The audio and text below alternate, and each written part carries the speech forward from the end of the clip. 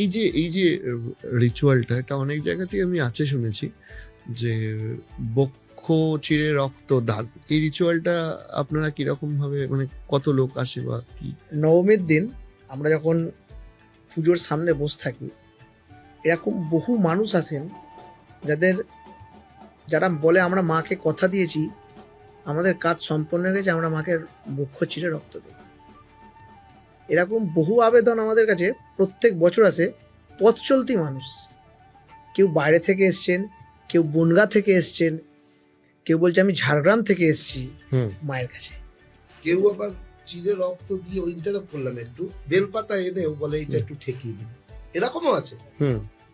ব্যাপারটা হচ্ছে আমাদের পুজোর ক্ষেত্রে বা আমাদের বারোয়ারির ক্ষেত্রে, আমি এখন আপনাদের মাধ্যম দিয়ে বলছি, এরকম কিন্তু কোনো পরিকল্পনা আমাদের থাকে না যে কিভাবে মানুষ তার মানবতা হ্যাঁ পূর্ণ করবে। একদম।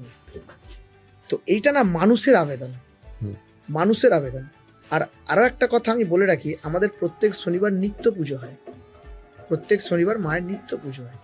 শুধু পুজোর সময় না, সারা বছরই মানুষ আসে, মাকে বুক চিরে রক্ত দেয়। এরকমও দিন গেছে মায়ের ভর হয়।